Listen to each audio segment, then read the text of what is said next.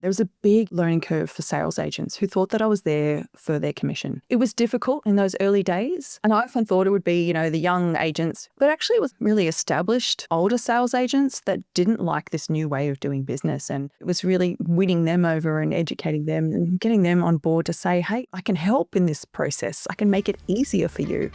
Our motto is buy without regrets, and so if you can buy a property that will serve you for 10 years as opposed to 3 years, that will serve you well. And something buying a great property today, that's not just what it's about. It's also getting something that could be ripe for improvement when the time is right for that investor or for the next buyer. You think about, lifestyle, what's important to you? How do you get to work? What do you need for your family? What amenities like parks and shops? Then you look at the budget. Welcome to Street Secrets. I'm Chris Bates. I'm a mortgage broker since 2013. And in this podcast, we're going to be interviewing Australia's leading buyer's agents, ones with decades of experience, have the local insider knowledge on the street, and can really help you with your buying process, no matter whether you're a first home buyer, upgrader, investor. In this podcast, you'll get access to Australia's leading buyer's agents' minds every week on a Thursday. What's the word on the street? Welcome to Street Secrets. I'm Chris Bates. I'm super excited today to be heading to the ACT to talk to Claire Corby. Thanks so much for joining us. Thank you so much for having me. Claire, look, we've known each other for some time and we've had clients that have worked with you over the years, and obviously we know you, but our listeners might not. So I always like to unpack at the start a little bit about your history and how you got into buyer's agency, when you started and what you did before. I always find it interesting to know what someone did. Yeah, the pathways aren't often a linear one, but sometimes you look back and, as they say, the dots just make perfect sense when you connect them. My journey did not start out in property per se. I always loved property though. And I remember when I was a young girl, we'd drive around town and I would look over in my booster seat of the back seat of the car and watch suburbs pop up as they did in the 80s. And Canberra kind of grew a little bit and emerged. So property was always my thing. As a teenager, I would grab the Saturday paper, lift out when it was old, old school. And my dad would grab motoring, brother grabbed sport, all the rest of it. My mum would get the obituaries and I'd grab property section and just dive into it. In school, my forte was numbers. So I really fell quite easily into the world of accountancy and finance and followed that through. I very quickly found out that I was actually a square peg in a round hole, sadly. But it was lucky for me that I landed with a really lovely Big Four firm and got into tax advisory work. So for me, I loved tax advisory, but then quickly realized that maybe tax wasn't the subject matter that I really, would bleep out of bed for. So when I had my kids, I had my mat leave, I started to dabble a little bit more in my own property investing world and got to the point where I left the world of accountancy and government work by then as well. But again, really helpful to have that really solid foundation and that base behind you. So just dabbled a little bit, spent about 5 years as just a full-time property investor / small scale development side of things and cut my teeth there. But I found that really lonely, just being self-employed and having young kids. By that time, my second had come along. So I started up a monthly meetup for like-minded property investors. I had no idea that, buyer's agency was even a thing. But just once a month, we organise a guest speaker.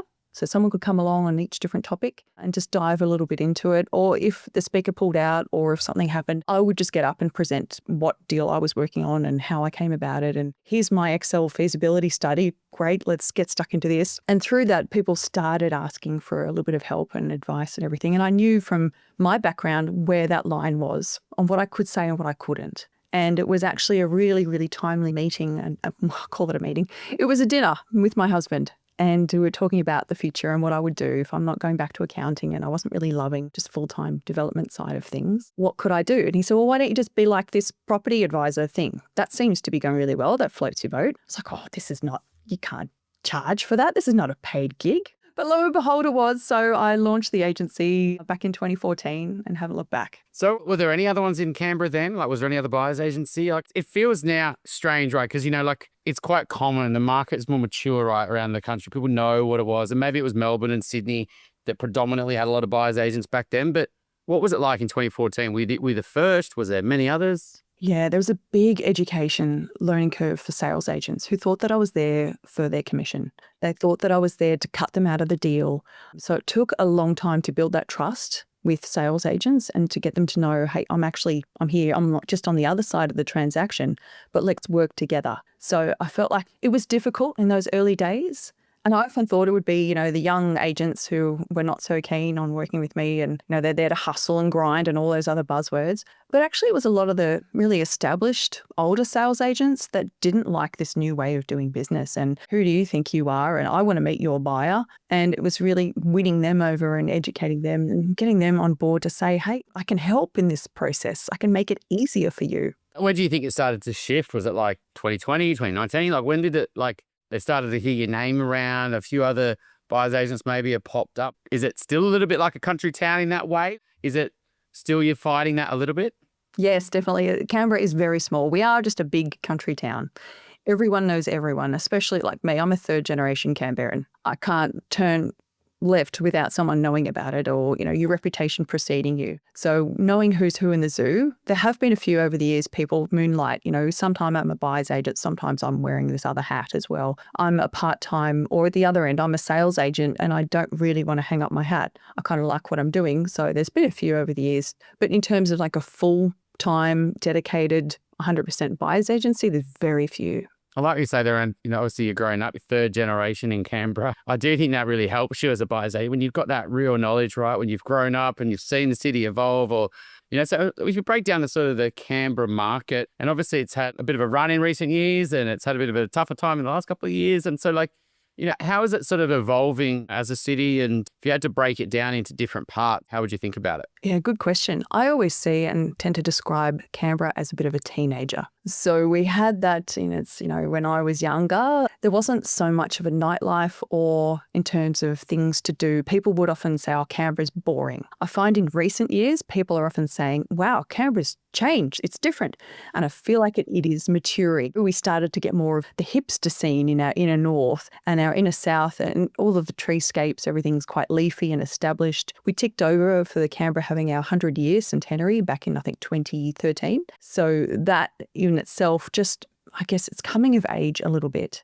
And there is more to do. There is certainly really strong a restaurant scene and art scene and all that quality of life. Canberra's top of the ranks from that. There was a recent study, where is the best place to raise a family in Australia? Well, South Canberra came up on top for the entire country. So it's a bit of I often describe it, it's a teenager, it's emerging, it's growing. We've got a bit more development happening here. There's a few more high rises.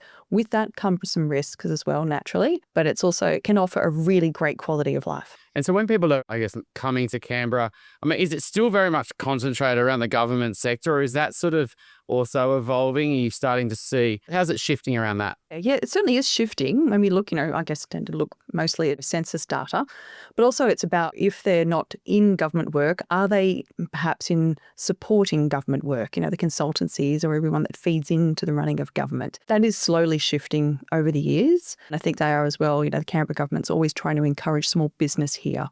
Now that we've had the airport group really invest out in the Canberra airport to make it much more of an international base. Thank you, COVID, for interrupting that. But I can tell you, clearing customs at Canberra airport is so much easier. It takes all of 5 minutes than going through, Sydney or Melbourne. But it's certainly something that over the years, it's grown and evolved. And I guess, so how's the overall city sort of evolving in terms of its wealth, and when you're sort of factoring it in to help buyers, what's some of the sort of ways that you're sort of helping them, I guess, pick the right location? Yes, very important to get the location right, because, there was an old saying, in Canberra, everything's 20 minutes to everything else. Those days are gone. And now as we're getting more and more urban sprawl and more land release, there is a bit more of congestion in and around. So people will often say, oh, I'm coming from, Sydney, like a 45-minute commute is fine. Well, you acclimatise fairly quickly. And there's a lot of, people move here and then go, oh, no, I need to move closer in. I'm not happy with this, when I could be there in 10 or 15 minutes. So it really depends largely on budget. But there are some wonderful, really lifestyle centres where people can have the best of a different area. They don't need to be super hyper central.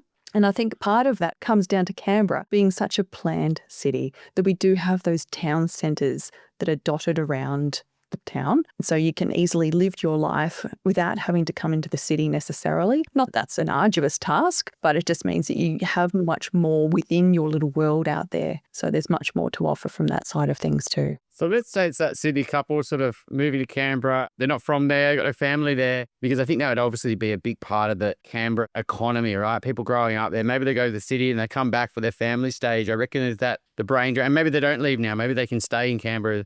You know, it's not so exciting moving to the capital, you know, the capital cities around the country. But I mean, how does that sort of Sydney interstate buyer moving to Canberra, making this lifestyle shift, where do they go wrong where they buy not what the locals want and they sort of have their rose-coloured glasses on? Yeah, they can make some really common mistakes sometimes, coming in and treating it like, oh, everything here, it's almost compared to, say, the Sydney and Melbourne markets, perhaps especially Sydney, everything looks so comparatively cheap. So sometimes they can fall into the trap of, look, this looks fine on paper, and they just bid perhaps at auction, because we have such an auction-centric culture here, on the basis of social proof, rather than really knowing the nuances and breaking down in terms of knowing your pricing and knowing where the locals pull up. And, you know, maybe that's even then it's a little bit lofty and having some strategies in place. So I think, you know, sometimes when you're coming in from another town, especially from the biggest city, which we often find people do, you know, they're coming down, perhaps they've moved away in their 20s and lived life a little bit, you know, have a bit of fun, perhaps gone overseas on a stint, or potentially we often get Canberra is a revolving door for the military and the diplomatic families. And that is a large part of what we do and who we service as well. So getting them to perhaps buy before they come back to Canberra and can land safely and, you know, buy sight unseen, there's some big risks in doing that without great support behind you. If you've got the sales agent just giving you a quick walkthrough on their phone, well, you can be sure they're not perhaps going to show you all the bad parts of the home that might turn you off as closely as a buyer's agent with your best interests at heart would do. If money wasn't really a challenge, what's the dream sort of lifestyle that people are all trying to replicate, whether they can afford it in, you know, X suburb or whether they have to maybe go a little bit further away, but they're still trying to appeal to that same type of lifestyle? Like, what's the sort of aspiration sort of side that the families want in Canberra? Yeah, Canberra aspirationally can really tick a lot of boxes. So families can have a big backyard, you know, room to kick a ball, run around, ride bikes down the street safely, walk to and from school safely. They don't necessarily need to worry about that. The commute can be 20 minutes is very doable, 30 minutes perhaps, depending where you are. And that's just about quality of life too, and just not feeling like you've got traffic or you've got crime around you as much. It's just having a very relaxed state of being. Some people come to us and say, hey, I grew up in the 80s. I'm a kid of the 80s or the 70s or the 90s or somewhere around there, right? And I really want my children to have that same experience, to just be relaxed and I don't have to worry as much. And we're not spending our lives trapped in the car and trapped by the commute and saying, oh, you know, your friend at school, well, we can't be friends with them because they live 2 hours away, even though we're in the same city. That's not really going to work for us, so we can't be friends. We get a lot of families coming down, but also downsizers who perhaps might have spent their family, you know, raised a family interstate, but the city has changed where they are. And they don't like that pace anymore. They just want something very relaxed. You know, Canberra, you can still park at the door in most places. So it's very, very relaxed, laid back. Like we said, a big country town, but yet you've still got all the city conveniences at your doorstep too. And is there any real preference to be in the South Canberra or the North, or like, is there any sort of lifestyle benefits that people really want to sort of gravitate closer toward? The north side versus south side argument is very, very deep. It runs deep through people's blood. I have changed sides of the lake. So look, I can be a little bit detached and objective about this. Being, a long-term Canberran, I think I've got friends and or family in every single suburb of Canberra. People feel very passionately about that. I think the benefit of Canberra, though, is that you can choose where you live and your lifestyle around that. It doesn't need to be north or south of the lake or any particular pocket. Some people really love the leafy, tree-lined aspect you get in the more central suburbs, perhaps. But in saying that, some of our suburbs right up the very north are now 20,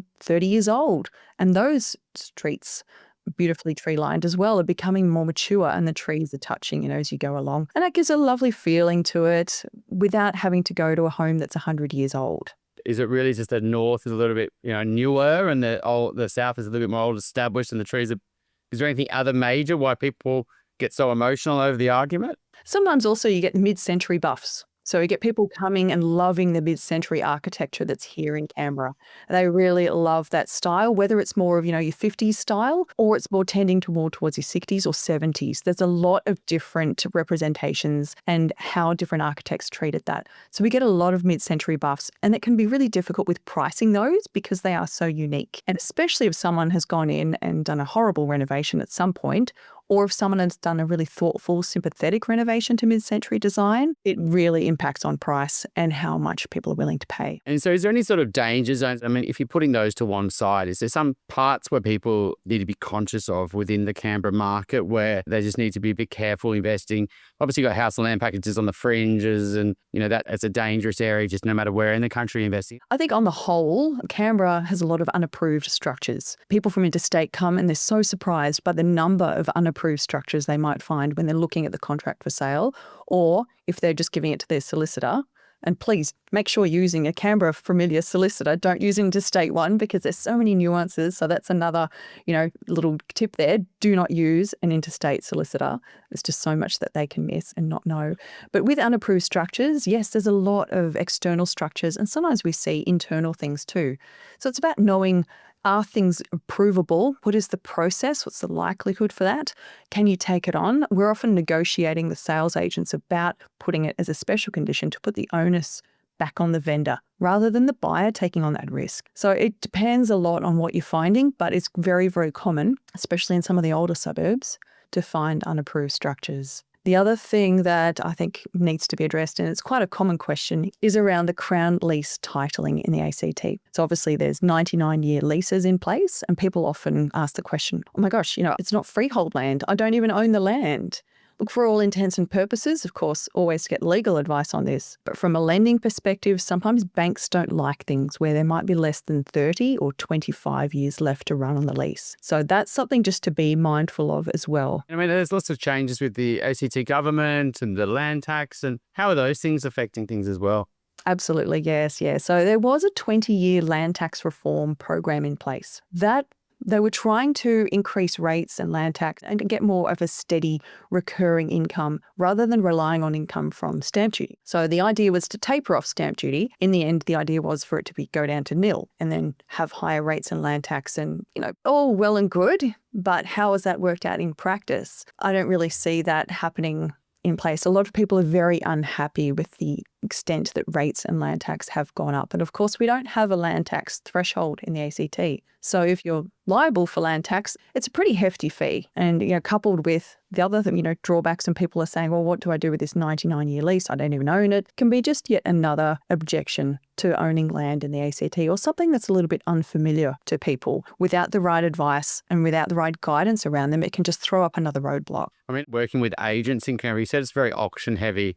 Has it always been like that? Has it really become that more in the last few years? And how's, I guess, the Canberra agent? You meant it's still a bit of an education process to sort of make sure that they understand you're not trying to take their commission. But, how is that sort of also the way that different agents work there? And obviously a lot of the established players are hesitant to change as well. And how do you have to, I guess, morph as a buyer's agent to get the outcome? Canberra is very auction-centric, and people are often surprised when they come here about how many homes go to auction. We also don't have any underquoting legislation here. So people are often surprised when they come in and they're quoted a price, perhaps. Maybe there might be a lack of comparables, perhaps less so, if you know where I'm going with that. But then they go to auction and they feel that they're getting burnt by it. So it's a learning process, and we often find buyers come to us when they have missed out on a number of properties in a row and they're just frustrated with the process. And they say, well, this is different to how it is where I am. Or potentially, down in Victoria, they might be used to more of boardroom style of auctions. We don't really do those here in Canberra. You do have to, as a buyer's agent, morph and change and have a variety of tools in your toolkit to whip out the appropriate tool at the right moment. And also understanding the MO of each different auctioneer.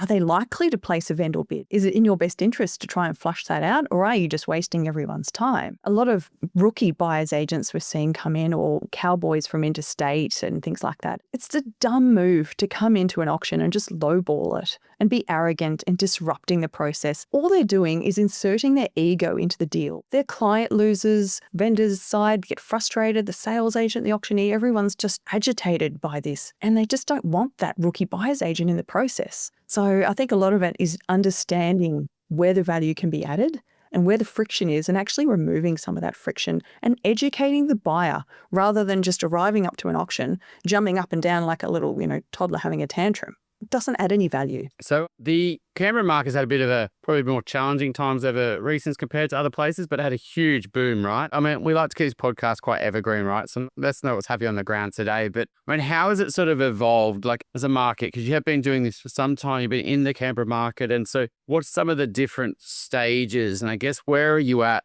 sort of in 2025? Yeah, I guess at the time of recording, it's a little bit different too. Canberra, as we went through COVID, had the steepest price increases. We hadn't seen much price growth. So I feel like at the time of going into COVID, we were ripe for that.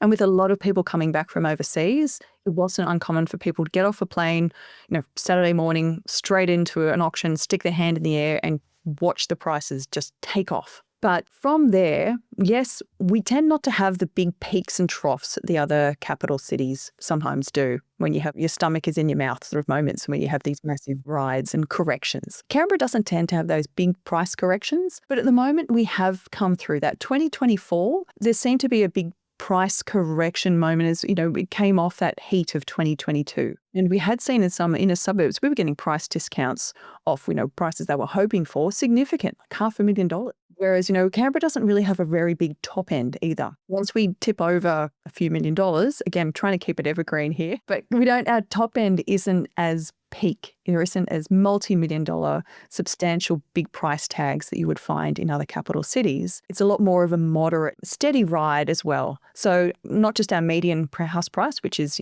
above average, but the ride and the top and the bottom of the market, it's a lot more sedate. Is that just due to the way they plan the city and it's not around, say, a waterway or a harbour and the block sizes, you haven't got these sort of just crazy, very, very scarce properties. Yes, you've got different parts of suburbs and different suburbs that are more desirable than others, but you haven't got this real sort of pocket that's just a completely different lifestyle to everywhere else. Yes, I think it does come down, the planning and the way that Canberra was done like that.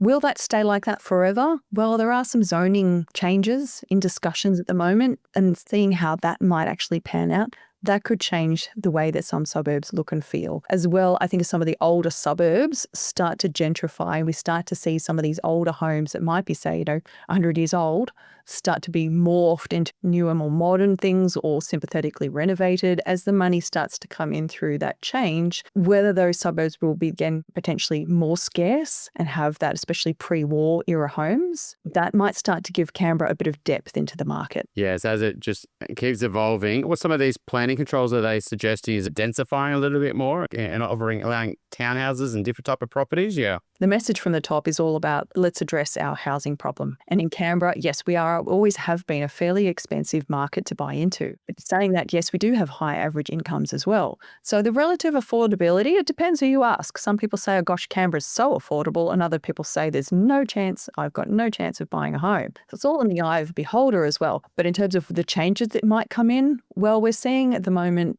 what might be is allowing dual occupancy. I have to be careful with my language here because in the ACT, we don't do subdivision, that unit titling your block. And to do that, you have to change the purpose of your crown lease, remembering it's got the leasehold here. I don't want to get too heavy into technicalities here, but you have permission on your crown lease for, say, one residential property. In order to change that and make it multiples or even two, you have to lodge plans, and one of those is a lease variation, and it will have a lease variation charge. And the LVC at the moment is astronomically high. It could be a couple of $100,000 that you're just paying in taxes really to the government to do that change. And then developer controls as well. So there's a lot of red tape in Canberra. We love our red tape. Just wrap us around like tinsel on a Christmas tree and red tape. We love it. I mean, yeah, it's going to be interesting, right? It's the nation challenge, and Victoria's doing it. New South Wales are absolutely doing it. Brisbane, obviously, and they've been very pro-development for a long time, so they're probably the least of the problems. But obviously, it's a big conversation. It sounds like Canberra's also having to deal with that as well. I mean, let's say you got a bunch of cash in Canberra, but you don't want to be close to the city. Is there sort of lifestyle sort of pockets just outside? I'm thinking maybe a lot of people go down towards Bateman's Bay. Maybe they go towards Jindabyne. Like, where do people that are looking for a lifestyle sort of weekender? Where do people go? Yeah, it's funny that you say that and you say some, locations fairly far away from Canberra.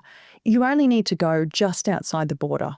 And we've got some lovely semi-retirement hobby farm size. You get some that are only 2 acres. You get some that are 10 acres. And yet you can still be 20 to 30 minutes to the city. So some people don't even use that as a weekender. They use it as their daily commute. You don't need to be that far away in order to have that rural lifestyle and that aspect. And, if people often want things like alpacas and stuff like that, that's wonderful. So you can have your cake and eat it too. Yeah, that's interesting. So people are going, even 30, 40, sort of like the Adelaide Hills a little bit, just, commutable, but can still have the lifestyle boff, which would just not be possible. Then, a Sydney, Melbourne really is not able to get that land within a commutable distance often. There are some pockets sort of defy that. I mean, what's some of the challenges when you look at adding value as a buyer's agent? Do much investment work in Canberra, or is it predominantly owner-occupiers? It's predominantly hybrid brief. A lot of people know that, and, there's a saying in the military, all roads lead to Canberra, for instance, or families are posted in and out. I know myself, as growing up, we were posted away, rented out our house while we went away and then came back. And the impact that has on the kids as well, and just having that continuity of home and bedrooms and all the rest, it's something that parents are really mindful of, as well as, the head and the heart, and making sure that you're buying something that works well on both sides of the fence can be a really tricky line to walk. And you've got to be quite clear with a client to say, look, we're not just going to buy this purely because it's good on paper. You also need to live in it, right? So we need to talk about school catchment areas. We need to talk about what it's going to be like to live in. If you don't want to raise your family, 4 of you, 4 bedrooms with 1 bathroom or something, if that's not going to work for 4 teenage daughters, well, we need to talk about that now and determine what that balance is, that mix of how much of the focus are we putting on investment and wearing that hat, and what the proportion of what's the end goal here really. Because I think a lot of buyer's agents can come into it and feel like they're just agreeing with the client and not challenging them on some of these assumptions. So I think as a buyer's agent, I feel it's really important to not just be a yes person, is to really make sure and test them on these assumptions so that we can establish, we often talk about the left and right of arc. Where does the scope fall? Where are we testing that so that we know, okay, that's the minimum we would accept and they're ideal, but let's work within that range and make sure we're really testing that, and perhaps putting up different areas that they don't necessarily know or not familiar with, but might give them the ideal outcome that they're hoping for, that lifestyle that they're aspiring to, but yet it still works perhaps with a bit less budget, perhaps it's a bit less land, perhaps it's, tweaking location, whatever it might be, but just to try and get that right fit ultimately for something that will work for them. So I think that's a big part of what we do. Yeah, it's interesting. So you're saying that a lot of your clients are more investment sort of return focused, and then they're less driven by the lifestyle benefit. Is that what you're saying there? Usually it's within a couple. So you might find potentially, say, there might be one of the partners that's very focused on the financial aspect of it, and the other partner might be more focused on the lifestyle and keeping the kids happy. And, let's make sure that we're not just driving half an hour to get to that particular school every day. Let's maybe go there and make life easier. Whereas the other partner might be saying, oh, look, it really needs to stack up on paper. I don't want to spend any more than X dollars. Yeah, that's interesting. A lot of markets, say potentially around the country, a little bit more heavy towards, I need this lifestyle, I need to be this location, I need to have, and the investment element is probably, it's important, but there's so much focus on just making sure they get the lifestyle they need with school catchments and things like that. So maybe people are less concerned, but you're absolutely right. I think that's what a great buyer's agent would do with a lot of experience, right? Is to challenge their thinking. And I know you thought about that pocket, but if you considered this, you're probably going to get the lifestyle you want, and it's a different price and maybe a little bit more land or whatever it might be. So when you think about the value you add to your clients, obviously you've been doing this a long time, and, when finding that opportunity with the agent, negotiating and challenging their thinking around location, what's some of the other things that you think when the clients, at the end of the journey, they say, oh, Claire, thanks so much. You really stopped us doing this, or you really helped us make this decision, and there was a lot of value added in that part of the process. Yeah, I guess having been in the game for a little while now, we're often seeing clients come to us several years down the track. And for me, when we talk about the end of the line, that might be where now they're talking about potentially thinking about a move or getting family to join them here. So the end of the line is actually several years down the track. And they're finding that they come to us and they're so thankful and they love where they are. Potentially they don't even need to move. They might just be thinking about tacking on a room or a studio at the back or something like that, because we always buy with the end in mind. And I think that's something really to be aware of, is that we're not just buying it because it's cheap or it works for them now. It's being able to see the things that they don't potentially see themselves and put yourself in their shoes, future them. Of course, life happens. We don't always know what's going to happen down the track, but getting something and starting with the end in mind means that for a lot of our clients now coming back to us full circle, if they do need to change or move different areas or, the family's grown or whatever it might be, separations come together, who knows, is that they've got a really good solid foundation right now. They've bought really well, and they've also bought a really great quality property that appeals to a broad range of buyers. So when they go to sell it, it's a really, it's a good prospect, it's good potential, and it means that opens up doors for them for their next purchase. So it's buying well with the end in mind. Yeah, I love that. I think this is one of the things that when I had a couple of young kids and, you start to know what it's like with kids and what they want and what you want as a couple, as a family. And, you start to learn these things as you go through these yourself. And I think, particularly when I'm helping clients and maybe they're pre-kids and, I'm just starting to help them think through, like you said, around the things that are coming down the line and things that, maybe not in their head right now. Maybe it's school zones, maybe it's just type of property. And I think you're right. Like, I think the most you're trying to help clients, think about not just now, long term, and coming from a place of, seeing lots of clients and preparing them for them. But fundamentally, what you're trying to do is get a quality asset that's going to set them up no matter what happens in the future. And yeah, that's definitely a real value add, and challenging them on that thinking, having those difficult conversations. Yeah. Or it might even be, say, potentially we talked before about the partner that's feeling quite emotional and quite lifestyle driven, is potentially challenging them on that and thinking, well, hey, actually, I know you're saying we want to spend that, but let's temper your enthusiasm on these parts, because potentially you can achieve that and lean more into that, that look, the numbers are not stacking up. So sometimes it's about bringing them back down to earth and getting them more grounded to make a solid, a sensible financial decision. You're staying away from things like that valuation risk. Clients often use the word things like, overpaying.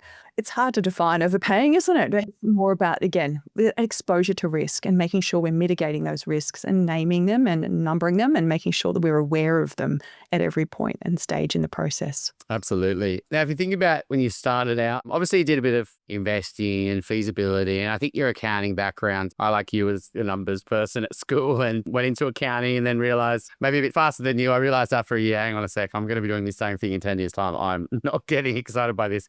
But you're right. Numbers, it definitely helps when you're looking at feasibilities and client, and you can just be able to figure the numbers out quite quickly and pattern and recognize numbers. But I mean, if you think about from the acting as a buyer's agent, like how much of a better buyer's agent are you now with 12 years experience, whatever it is, than you were, say, 2-3 years in? Like, how much more developed is your thinking and the way that you go about things? Yeah, really good question. I think in terms of runs on the board and knowing and getting that, especially that auction experience, has been key. There has been a number of deals, I hate using that word, transactions, call them, that you get over the years, and it compounds, and that growth and exposure to so many different scenarios that can unfold at auction, and having the experience to know and stay calm in the moment and make sure your client stays calm in the moment as well, and just having a range of toolkits at your disposal. In the early days, you might not have seen that particular scenario play out, and you're learning, and you can feel sometimes like, oh gosh, let me go away and think about this for a while. You don't have that luxury of time. You've got to be able to think on your feet and think of lateral solutions as well, potentially when things go sideways or markets don't go how you think, or potentially you get there and vendors set a really aspirational reserve, and then you're having to deal with, a sales agent, or sales agents didn't turn up. Like, sometimes there's some really random stuff go down and you're there, negotiating directly, and it's odd. So I think, just having that depth of experience, especially in auctions in Canberra, is really key. Yeah, every brief, I reckon, would teach you something, right? Yes, you purchase something at the end of it, and there's a reason why that property, and that goes into your mental bank. And when you catch up with that client years down, you can sort of track their progress. But there's also the ones you don't look at, right? Well, you do look at and you don't go ahead with, and we're not going to go with that. And then you start to build that mental knowledge. And I imagine in a place like Canberra, you can start almost map the whole city in your head and start to know and make much quicker decisions. And in different markets, speed does matter more than others. And in hot markets, absolutely, that speed is one of your biggest advantages, right? Claire, thanks so much for coming on. Obviously, we've worked with you as well with many clients. And if anyone's listening to this looking for help, obviously the link's in the show notes. And I really enjoyed the chat today. Thank you so much for having me.